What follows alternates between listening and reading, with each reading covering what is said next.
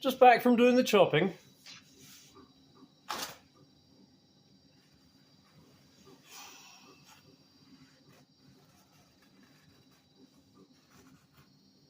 Okay.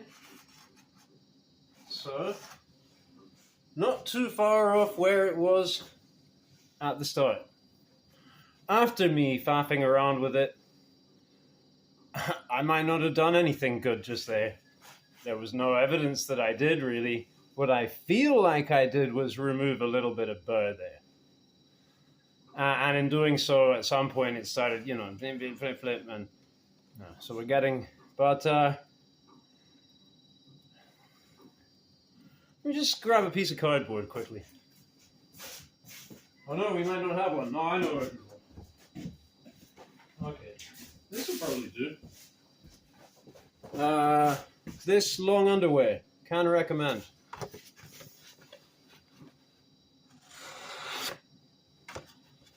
This should work to clear the burr.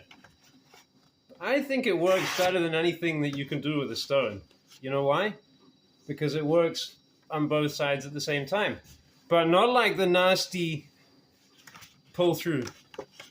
But it's kind of that same principle in a way, right?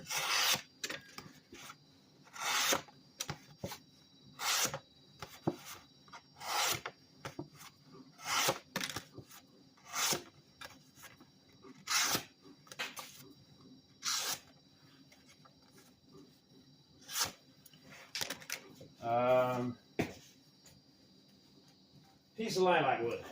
Here we go. Now this is good. This right here. Forget about your African blackwood. That is nasty on an edge. That bit there. You see it. You see what it looks like. What's this? Let's have a listen. I try really hard to capture this. Should I come around the other side like that?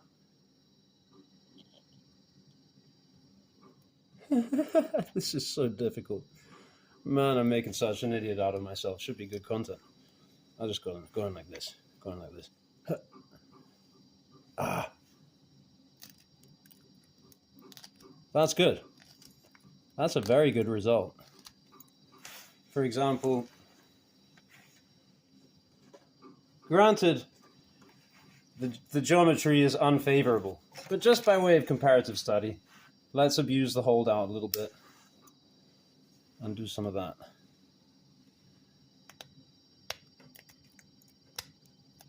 See, it's kind of clicking. It's kind of like,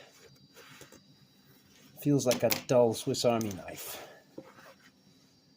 But this, I'll try that again. Oh, yeah, that really cuts. This could be entirely down to geometry and my sharpening skill. You know, factory geometry plus my sharpening skill equals this excellent result that I'm getting right now, whittling on this piece of lilac wood. So I got that down, so now I can just level this part out a bit.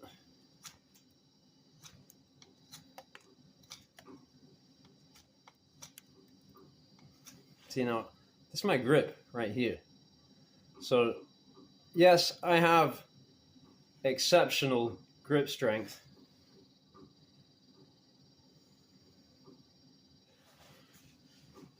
But, all the same, you know, I'm relaxed, holding this like this.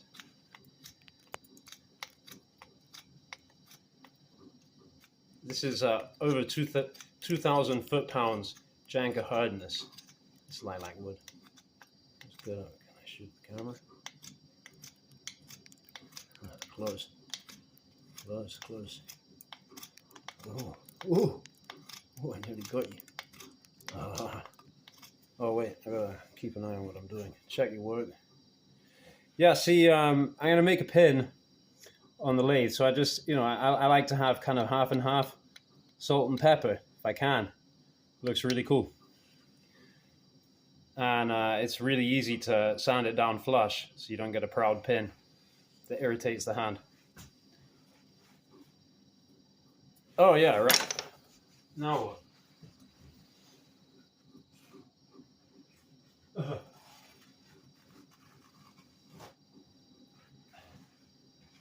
I don't know, you know? I don't know. I don't know. I don't know what I'm experiencing right now. Let me put it on a piece of slate. See what the slate tells me.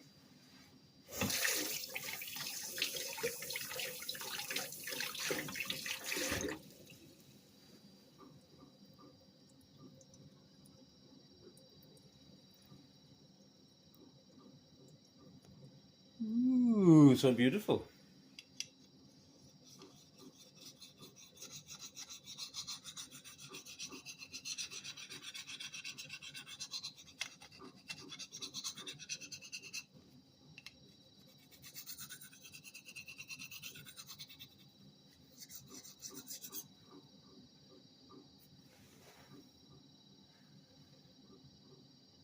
Aha. Yeah, see, I don't see stuff in the grind until I feel it. It's kind of how it works. So now I'm starting to see, oftentimes the first time I squint down a knife, I'm like, wow, that looks straight. That looks really even. But it's pretty good. It's pretty good.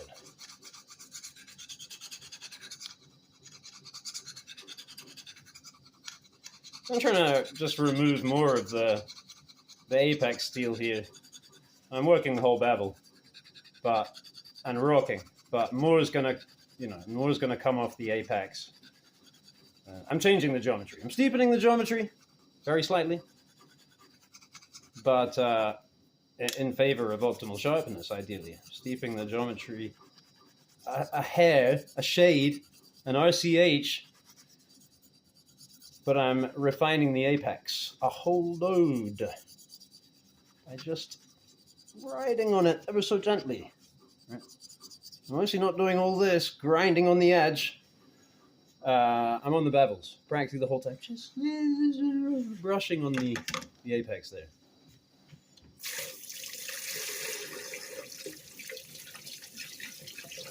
Oh, you can see what kind of a finish that was leaving, if anything.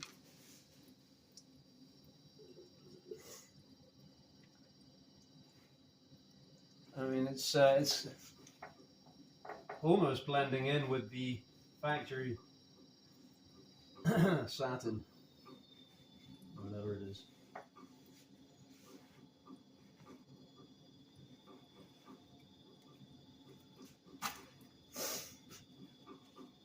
Ever since I learned that you shouldn't, I don't know if you heard this, but you shouldn't swipe your teeth when you dry your blade. So now I'm always doing this, and I figured that then you're kind of stropping at the same time.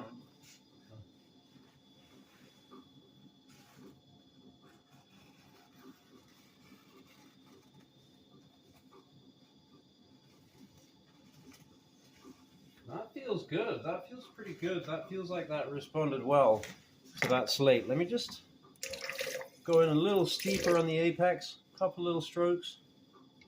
Try again.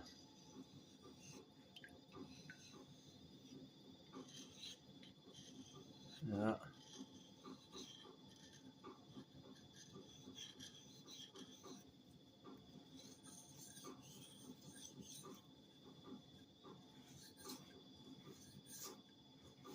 Okay. What I can feel is that the way that it isn't sharpened all the way down to the ricasso, it's off on one side more than the other. Oh man, this is, yeah, it starts to pop out.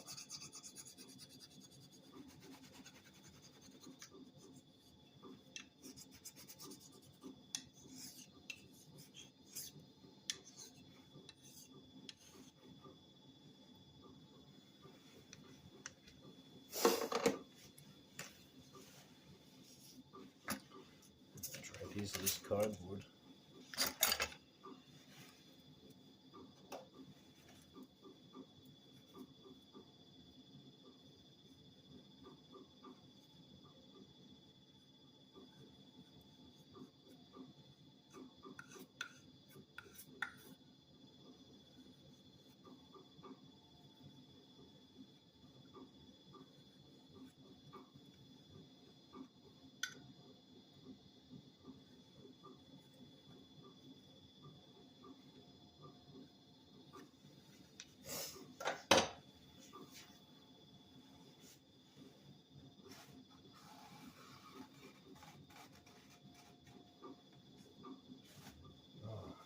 Come on. I want this to be over.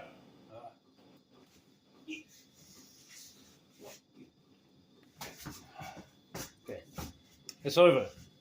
So, objectively, what we have here, okay, some people say wenge, apparently. I think that's funny. Wenge. And who knows what other globally sourced components. Built into a knife, made in the USA, in Escanaba, Michigan, the Upper Peninsula. They do things a bit differently up there. I spent some time up there, actually. Good times. And yeah, $70. And out of the box, it slices kitchen roll. Having been subjected to possibly rank amateur incompetent sharpening that suffers from Dunning-Kruger syndrome, it's still sliced through kitchen roll.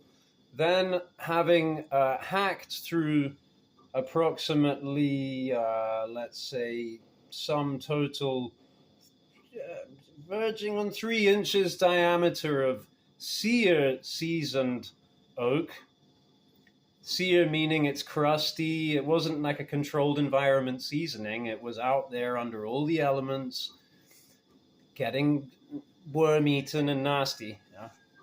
And so we've done that, and then we've come back in and still slice through kitchen roll, and then even more of me abrading this, and it still slices through kitchen roll. Thank you for watching. Ha ha ha ha ha! I got one, you didn't.